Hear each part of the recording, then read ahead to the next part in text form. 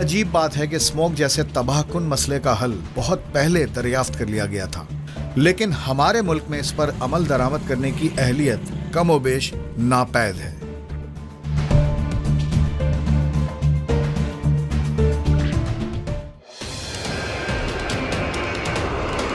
مصنوعی بارش کا نام آتے ہی ذہن میں خود بخود طیاروں کے ذریعے فضا میں کیمیائی اجزاء کے وسیع چھڑکاؤ کا خیال آتا ہے۔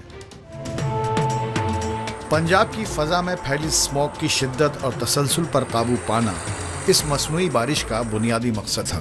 تک تو قدرتی ایک بارش نہیں ہوگی تب تک وہ ختم نہیں ہوگی۔ گورنمنٹ کہہ رہی ہے کہ آپ دروازے بند کر لیں، وہ ریمیڈی نہیں ہے۔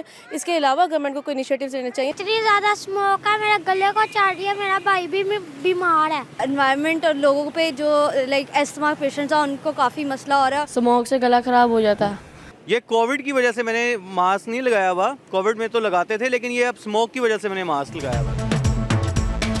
خیال کیا جاتا ہے کہ یہ کام مکمل ہونے کے بعد شمالی اور شمال مشرقی پنجاب کے متاثرہ علاقوں میں اسموک سے پیدا شدہ صورتحال پر خاطر خواہ قابو پا لیا جائے گا۔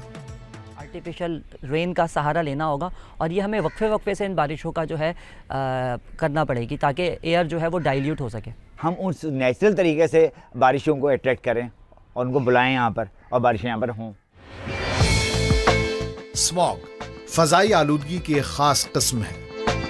ماحول میں کوہر یا دھند جیسی فضا پیدا کرنے والی اس خاص آلودگی کے سبب انسانی آنکھ کے ذریعے آس پاس کا منظر نہیں دیکھا جا سکتا، یعنی حد نظر انتہائی محدود ہو جاتی ہے، جبکہ سانس لینا انتہائی دشوار ہو سکتا ہے۔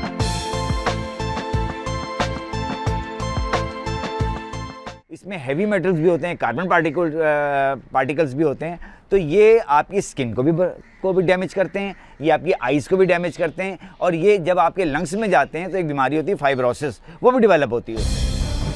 اسموک عموماً موسم سرما میں آگ جلائے جانے سے پیدا ہوتی ہے۔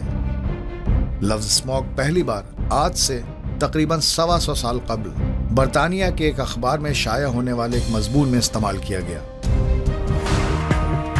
یہ اصطلاح انگریزی کے دو الفاظ اسموک یعنی دھواں اور فاگ یعنی دھند کو ملا کر تیار کی گئی ہے۔ It is a combination of fog and smoke, اور اسموک جو ہے وہ پھر دھواں ہوتا ہے، تو فاگ اور اسموک مل کر اسموک بناتی ہے، جس کی وجہ سے یہ دھند والی چیز بنتی ہے۔ جب یہ دونوں آپس میں ٹکراتے ہیں تو نہ وہ اوپر جا سکتی نہ یہ نیچے آ سکتی، اور پھر ایک ایسے لیول پہ تیر رہی ہوتی ہے کہ اس سے ہیومن زیادہ ڈائریکٹ انٹریکٹ کر رہا ہوتا ہے۔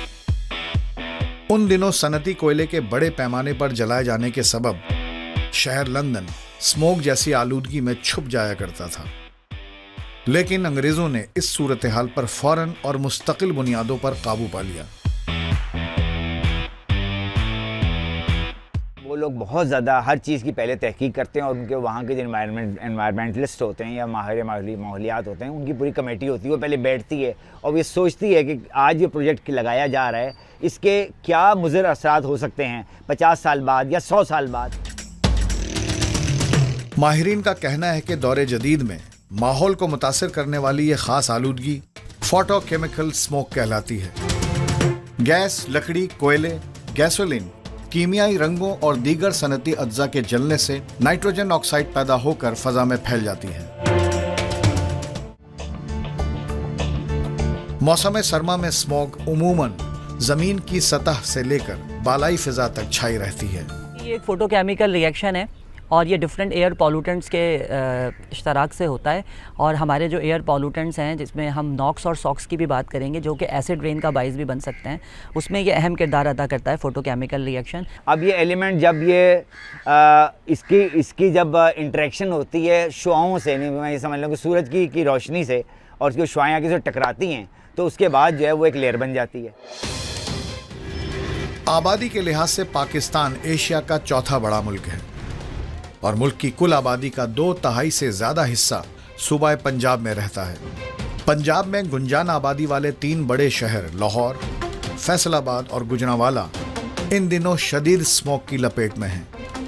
اور زیادہ کاشتکاری جو پنجاب میں ہوتی ہے، ٹھیک ہے نا، تو اب وہاں پر جب خاص طور پر اس مہینے میں تو اب دھان کی جو فصل ہے، اب وہ سوچتے ہیں کہ بھائی بجائے کہ اس کو اپروٹ کیا جائے تو آسان طریقہ یہ ہے کہ اس کو جلا دو۔ آپ دیکھتے ہیں کہ لاہور ہمیشہ یا پنجاب کے جو ایریاز ہیں میجر وہ ہمیشہ ٹاپ آف دی لسٹ ہوتے ہیں ایئر پالوشن کی وجہ سے. پنجاب میں زہریلی اسموک کے پھیلاؤ کے سبب اب تک ہزاروں افراد متاثر ہو چکے ہیں. صورتحال میں شدت کے سبب صوبائی انتظامیہ کے پاس شہری زندگی معطل کر دینے کے سوا کوئی چارہ نہ تھا. اسکول، دفاتر، مالز اور پبلک پارکس مکمل طور پر بند کر دیے گئے. ان انڈسٹریز کو بند کرنا چاہیے یا ان انڈسٹریز کو باؤنڈ کرنا چاہیے جو یہ ایئر پالوٹنٹس ایئر میں ایمٹ کر رہے ہیں. تو میں نہیں سمجھتا کہ اس طرح کے لاک ڈاؤن سے کوئی سکسیزفل چیزیں ہوں گی. آپ لوگوں کو کب تک بچائیں گے؟ اگر انگلینڈ میں 190 ایئر کوالٹی انڈیکس پہنچ جائے تو اسکول بند کر دیتے ہیں وہ لوگ. اب اس سے اندازہ لگا لیں آپ. ہندوستان میں بھی خاص طور پر مشرقی پنجاب اسموک کے اثرات سے دوچار ہے. لاہور کی طرح بھارتی دارالحکومت نئی دہلی میں بھی فضائی آلودگی خطرناک حد تک بڑھ چکی ہے. سرحد کے دونوں جانب واقع پنجاب کے کسان کاشت شدہ فصل کے باقیات بڑے پیمانے پر جلاتے ہیں. یہ صورتحال اسموک کی شدت میں فیصلہ کن اضافے کا سبب بنتی ہے.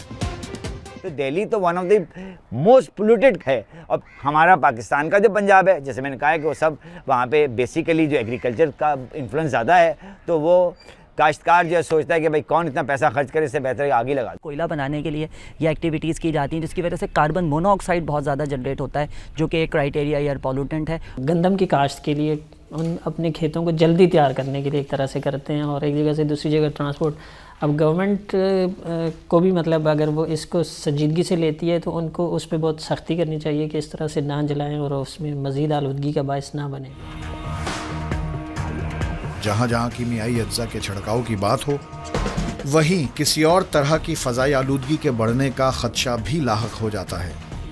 بارش جس کیمیکل کے تھرو کی جا رہی ہے اس کیمیکل کی کمپوزیشن کو دیکھنے کی ضرورت ہے. ایسا نہ ہو کہ سیکنڈری ایئر پالوٹنٹ جو ہے وہ بننا شروع ہو جائے. کوئی بھی چیز جو سپرفیشل ہو، وہ آرٹیفیشل ہو، مصنوعی طریقے سے کی جائے، اس کا ریپرکشن ہو سکتا ہے. نقصانات اس کے سچ کوئی نہیں ہے، لیکن یہ مطلب کاسٹلی ایکسپیریمنٹ ہے. یعنی بہت بڑے پیمانے پر آپ خرچہ کر کے بہت تھوڑے سے ایریا کو بہت وقتی سے فائدہ پہنچا سکتے ہیں.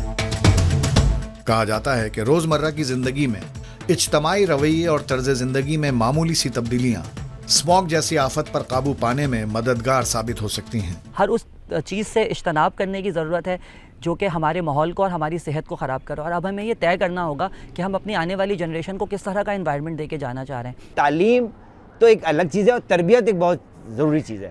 ہم نے جیسے آج مجھ سے لوگ بھی پوچھتے ہیں کہ آپ اتنے آپ جو ہیں یہ پودوں سے محبت کرتے ہیں. میں کہتا ہوں یہ مجھے ورثے میں میرے اپنے گھر سے ملا، کیونکہ میری تربیت اس انداز میں ہوئی کہ میں آج ان کی اہمیت کو بھی سمجھتا ہوں اور ان سے محبت بھی کرتا ہوں. اور اخراج آپ جب کم کر سکتے ہیں کہ جب آپ آلٹرنیٹ انرجی پہ جائیں، یعنی آپ کی ٹرانسپورٹ الیکٹرک ہو جائے تو آلودگی کم ہوگی.